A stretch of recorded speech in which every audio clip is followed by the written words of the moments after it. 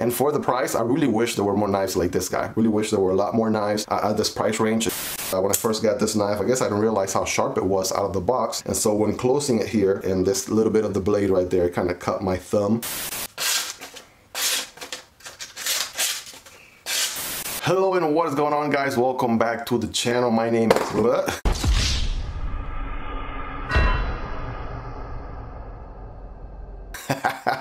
Hello and what is going on, guys? My name is Miguel. Welcome back to Miguel EDC, where we talk everything EDC here. And today we're going to be looking at this guy right here. Bam! RUIKE P801. So that is the guy that we're going to be looking at today. All right off the bat, I want to just share with you guys, I've had this knife for quite some time now. This is actually one of my very first EDC knives on a budget. Once I tell you guys how much this guy is, you're going to be very surprised. As a matter of fact, let's just address that right off the bat. This guy here comes around $28 to $30, guys. $28 to $30. Such a great budget EDC knife. One of my very first knives that I had after my Kershaw leak, after my Civivi Elementum. So is the RUIKE P801 still a budget king this year? We're going to be answering that very question throughout this video. You saw the title, you saw the thumbnail, so let's get right into it. This guy is running a 14C 28N steel here on the blade. Let's start with some basics here. Let's get a quick accurate measurement on this guy. Looking at the overall length here of just 8 inches altogether, total length. The actual blade is going to be around 3.5. The cutting edge is also going to be around 3.5 as well. The handle is going to be around, let's see what we have here, about 4.5 right there, right? 4 3/8. That's about the handle length right there for you. So I mentioned earlier, this guy is rocking a 14C 28N, and that is exactly the same steel that the Kershaw leak has, the 1660 version, the most basic version. So this guy's also rocking a 14C 28N steel. I want to bring this guy here in comparison too, because this RUIKE here reminds me a lot of the CJRB Pyrite, right? So these are my all steel knives that I have so far, right? So these guys are all steel. I like this exposed metal design, and as you can clearly see, right, they each kind of put their own spin on it right there. So I love my Pyrite. By the way, I'm currently EDCing this guy to go ahead and give you guys a review here very soon, so stay tuned for that. And the review on the leak has already been out for quite some time, so if you want to check that out, it is going to be in the channel. I'll probably put a link in the description or put a card up here somewhere. Let's do the other comparisons that we normally do on the channel. Here's the Paramilitary 2. That's going to be a little bit of a slightly bigger, longer knife right there, also wider. Right here is the smaller brother, the Para 3, and the Para 3 might be actually a little bit shorter than the RUIKE P801. So just a quick side-by-side comparison there to give you an idea.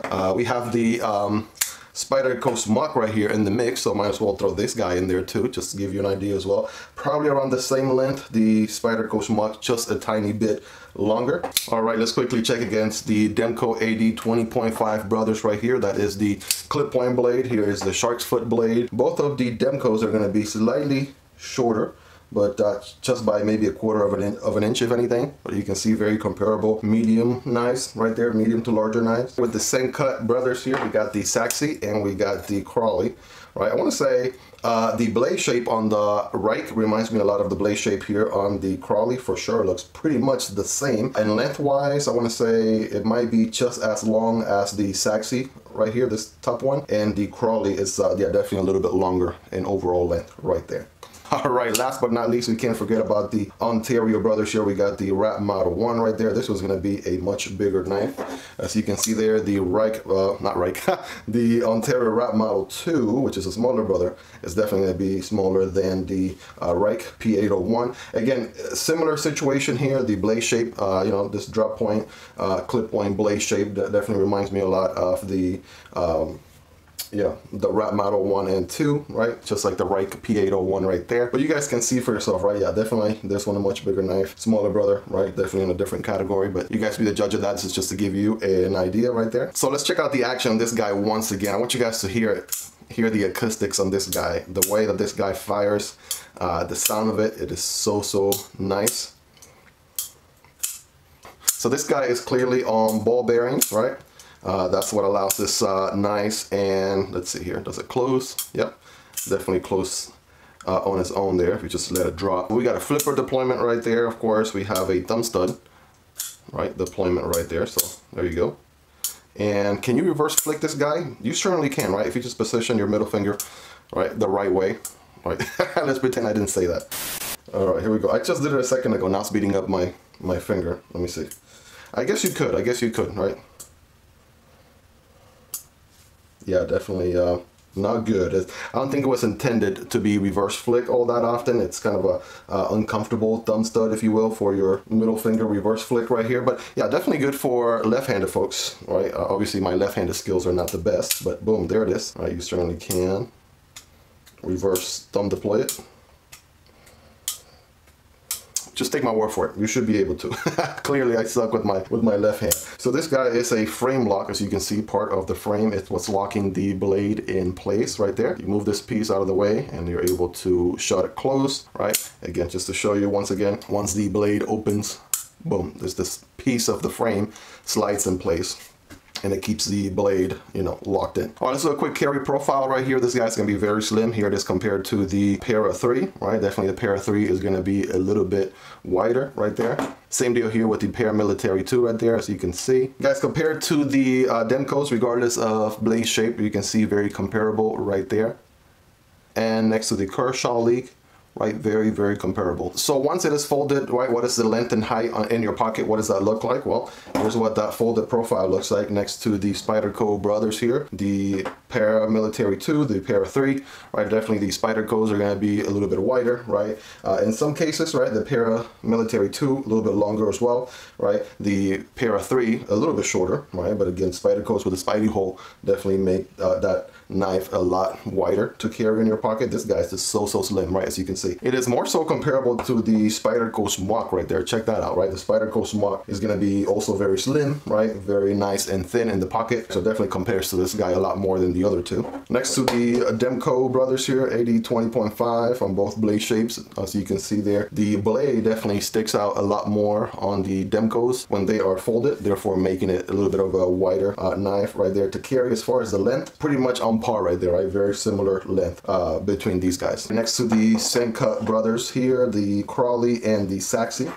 All right, for consistency, I put the Saxy on top, Crawley on the bottom there, and there you have it, guys. Very comparable to the Crawley, right? Because it is just as wide. Definitely the Saxy, because of this blade shape, it's going to be a little bit wider, right? But as far as the length goes, very, very comparable on all three of these. Next to the Rat Model 1 and Rat Model 2, definitely the Rat Model 1 is going to be in a category of its own. The RUIKE is somewhere in the middle, and the Rat Model 2 is much smaller, right? I want to say it compares a lot more to the Rat Model 2 in you know, how wide it is. The Rat Model 1 is just way wider of a knife. And of course, since we keep comparing them to these two, right, there is the Kershaw League and the CJRB Pyrite, right? So very similar in length, these three guys right here, very, very similar, and also very, very slim, right? So if you like the aesthetics of, you know, the old chrome or exposed stainless steel metal, right, these are going to be the way to go. And yeah, also very comparable on width on all three of these. So let's now go ahead and do a quick hardware check, guys, like we do in every review video. By the way, my tools are linked in the description. They are part of the Strabito tool set here. Has every drill bit that you can probably imagine needed to take apart your knives or everything else that you may need to kind of disassemble, put it back together in your home. Those links come to you at no extra cost. If you want to check them out, they will be in the description. They certainly help out the channel a lot. So let's go ahead and see on this guy. I want to say probably a T6. Probably going to be a T6 right here on these frame screws. Yep, that is a T6 right there on these guys. And I want to say the pivot screw is probably going to be a T8, right? Let's see if that is the case. There it is, guys, T8 on the pivot. All right, also you have basically the same, you have a screw head on both ends on this guy, so that's also something to keep in mind. As for the pocket clip right here, right, these guys are going to be T6 as well. So pretty much everything on the knife is going to be T6, which, you know, I wish it was T8. The only thing that's going to be T8 is going to be this pivot screw right there. Now, speaking of the pocket clip, this guy has a very nice deep pocket carry, as you can see right there. My only caveat here, only gripe will be if the screws were recessed. They're definitely not recessed, you know, so there's that. I mean, if that doesn't get in your nerves, then you should be fine. But yeah, I feel like that's a missed opportunity right there. Those screws could be recessed. That would have made the pocket clip work a little bit better, but I mean, still gets the job done. And it's not a super long one either. It's just long enough where it gets the job done. And I also like that it's this kind of anodized blue accent right here. Same thing you have going on sort of in the pivot screw there. Same thing with the thumb studs. And it just kind of makes the knife stand out right there, right? With those blue accents over, you know, the stainless steel, otherwise aesthetics to it. Since we're here, let's do a quick blade stock thickness on this guy. I want to say on the thickest part, this guy is going to be 0.11 inches. All right, let me make sure. Yeah, thickest part, 0.11 inches.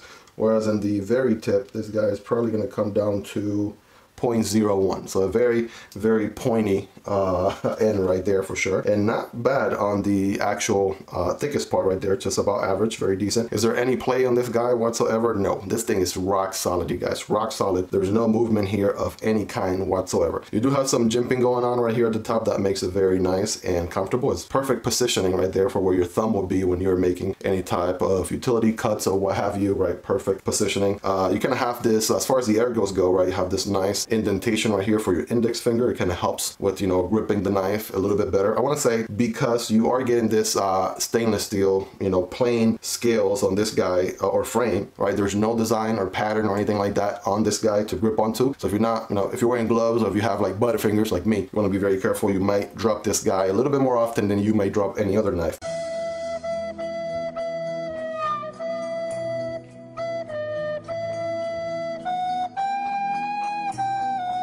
Feel like as far as the ergos go, that's what this here is all about. For the index finger, that groove indentation there. Also the flipper portion of the knife also kind of acts as a index finger stopper, right? So you don't go into the blade too much. I have average hands, average size hands, not too small, not too big. And I want to say, right, all 4 fingers are able to grip right there the handle, and there's still plenty of, you know, just a little bit of enough knife left on the other end. Feels nice and comfortable. I want to say the pocket clip doesn't make it uncomfortable in any way. You kind of forget it's there, to be honest, right? You can make your forward cuts, I want to say your reverse cuts, yeah, those are going to be very comfortable as well. Let's get a quick weight on this guy to see what we're dealing with here. So for comparison, we're going to quickly get the weight on the Pyrite. Pyrite is very comparable because of the fact that it's, you know, all metal design, right? Handles, blade, everything. Coming in at 3.6 ounces, right? That is the CJRB Pyrite. Let's check out the Leek, right? The Leek, also all metal, going to coming in at 3.3 ounces. And last but not least, the RUIKE P801. This guy is going to come in at, heavier than the other guys, come in at 4.1 ounces, right? Let's try that again, make sure it's accurate. There it is, guys, 4.1 ounces. So, you know, it's going to be a little bit heavier than your, you know, G10 handles, micarta handle knives or EDCs or what have you. But again, I feel like, you know, there's just enough weight to it where it just kind of feels solid, feels quality. Again, for guys around the $30 ballpark. Let's not forget that part, about $30 ballpark. So you really can't ask for much more than that. So what's it been carrying this guy? I want to tell you, I mean, this has been an awesome experience carrying this guy over the last few months. This guy has been a very rock solid EDC, to say the least. And I want to say it didn't break the bank at all. I mean, what more can you ask for around $30? I keep saying that is because if you're trying to get EDC, if you're trying to get into hobby, you're not trying to break the bank, this is a great starting point. This might be the budget king. I know there are a few of those in the channel that I've already done reviews, but if you're looking for this all exposed metal stainless steel, if 14C 28N steel does it for you, I mean, this guy is a great starting point if you're looking to get into the knife hobby, into the EDC lifestyle. I want to say this guy has been through so many cardboard boxes. We have done so many campfires out in the backyard, and this guy has gone through TV boxes and diaper boxes and every box that pretty much makes a home. This guy just cuts right through it, slices them. It's still retaining an awesome edge. We're gonna be doing the paper cutting test here in just a moment. You'll see what I mean. But I mean, it's been an awesome EDC.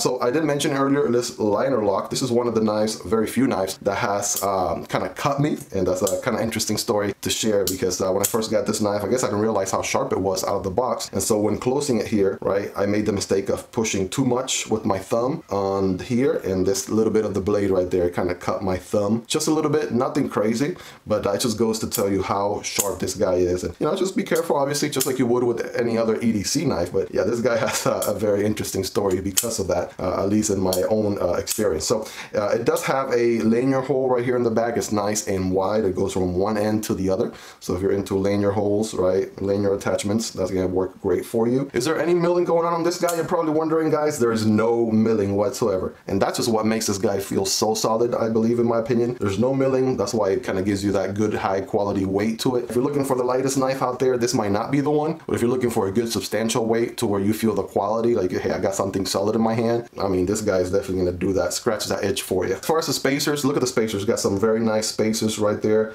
Those are going to look really good, no questions asked. I've been EDCing this guy like crazy for the last couple of months, and look at that blade, guys. That is smack in the middle. There's no question about that guy. Look at that, right? Smack in the middle right there. It hasn't leaned one way or the other. And like I mentioned earlier, there's absolutely no play, right? Haven't had to adjust it or tighten it or lose it or nothing, right? The action is great the way it comes, and yeah, there's absolutely zero play. This is a 10 out of 10 as far as how solid that blade is in place. So obviously very solid locking, frame lock, right? It should not fail under any circumstances. I mean, for frame lock standards anyways, right? Before you guys come at me in the comments, you know, with the Sharks lock and the Triad lock and all that. Yeah, this guy is going to get the job done for what it is, a frame lock. Going back to the steel for a second, this guy's going to be a 14C 28N steel. So it's going to be a very nice steel right there for the budget category. You really can't ask for much. This blade is going to be a stonewash blade. Got some nice tumble to it, right? By the way, this is the blade you want to get if you're going to be concerned about your blade getting any scratches or anything like that. Definitely the stonewash look to it is going to kind of hide away any lines or marks or streaks into your blade. As far as billboarding on the blade, I believe the the logo right here on this one side it's all right. On this other side, I mean, you kind of have a lot going on right there. You got the model, which is fine, the steel, but I mean, it's really necessary to have this here, the WB5EKQ06020, like that is not necessary. So just a little FYI there, but if that doesn't get into your nerves, you're totally fine with that, then you should be all right. That stonewash, by the way, carries all the way through the handle as well, right? So the frame is going to be also stonewash, which just makes the whole knife look very, very nice. It's not going to look beat up or anything like that. There is a black version of this guy too, by the way, so that's also an option if you're not into the old stainless steel aesthetics of this guy. You got some options out there as well. So let's go ahead and do the paper test on this guy. Let's see what I've been talking about all along. Let's see how well this guy has retained an edge. All right, here we go. Without further ado, you guys be the judge of this, right? Let me know in the comments. Rate it on a scale from 1 to 10, right? 10 being the sharpest. Here we go. Oh, look at that first cut. All right, make sure there's no user error. Boom, look at that second cut. Boom, nice cut right there. Nice cut also. All right, look at those two cuts. All right, kind of a little bit of a tear on that one right there.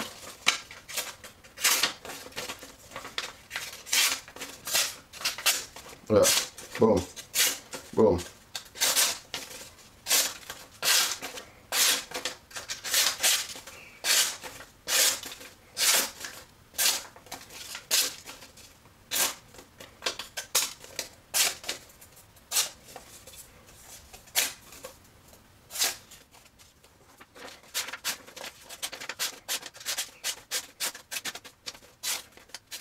All right, needless to say, this guy has retained an edge like it's nobody's business. Even after all the use EDC in this guy for a while, right, you guys can clearly see it still has an edge. Could it be retouched? Of course, right? Every knife could always use a nice edge retouch at any point, but I mean, out of the box, it has definitely retained an awesome edge, even after all this use. So in conclusion, guys, I gotta tell you, I'm trying not to be biased here, but I could not be happier with this knife. This knife has checked so many boxes for me. It is one of my favorite EDCs. It's definitely up there. And for the price, I really wish there were more knives like this guy. Really wish there were a lot more knives at this price range, again around the $30 ballpark. Check the links in the description. Those are affiliate links and they help out the channel. No extra cost to you, but for that price you really can't get any better than this. I mean, you guys let me know. We can kind of start a conversation in the comments into what other knife variant will be better than this guy for this price point. But I gotta tell you, for as much work this guy has done for me, all the cardboard boxes this guy has cut through over the last months, and still holding an awesome edge and still looking amazing as if it was still brand new out of the box. This is a very, very solid EDC. In your case, I mean, you got nothing to lose if you're considering this guy, possibly buying it, testing it. You got nothing to lose if you just want to order it and then test it out. You can always return it if you end up not liking it. But I feel like you guys are definitely not going to be disappointed at all. This is a solid knife. I'm super happy that I have one. It has not disappointed me in any way and still retains a heck of an edge. So I'm just so glad that they have an awesome knife, solid knife like this one at this price point. All right, all that being said, is the RUIKE P801 still a budget king this year? And the answer is yes. For all the reasons listed before, for the money you're paying for this guy, you're getting a heck of a solid knife. This thing is a tank and you're not going to be disappointed. And I gotta tell you, this knife is probably gonna survive a world war. That is how strongly built this guy is. And again, it's not gonna hurt the bank at all because of how affordable it really is. So if you don't already own one of these guys, I mean, you're missing out. This is a great value here for the little bit of money that it costs. Well, there you have it, guys. Let me know in the comments anything that I perhaps missed on the review. Hopefully I have been able to empower you with some valuable information in regards to making your purchase, or even if you're considering buying this guy or getting this guy for a friend. That's also another great thing I feel this guy will do. If you're trying to get a knife for a non-knife friend, trying to get him into the hobby, come on, this is a perfect knife right here, right? I always say the Civivi Elementum, but if you don't have Civivi Elementum budget, get this guy, right? Definitely save yourself about 20 bucks or so, and still gonna get the job done. Get that friend, brother, you know, significant other, what have you, into the hobby. They're gonna love it. This guy is gonna cut for, you know, a long time, and they're gonna be super happy with it, to say the least. So hope you guys have enjoyed the review. Again, if I miss anything, let me know in the comments. Any questions you may have, just ask away. I'll be hanging out in the comments to answer all of your questions. If you guys made it this far, I appreciate you guys. Thank you for all the support in the channel. By the way, by the time you're seeing this video, it is very possible that the review on the pyrite is going to be available. This is a very fidgety EDC as well, which I'm also very excited to review because it's been awesome. So that card will be right here for you guys to check it out. That is the CJRB pyrite. Thank you guys for watching this video, and I'll see you guys on the next one. Peace.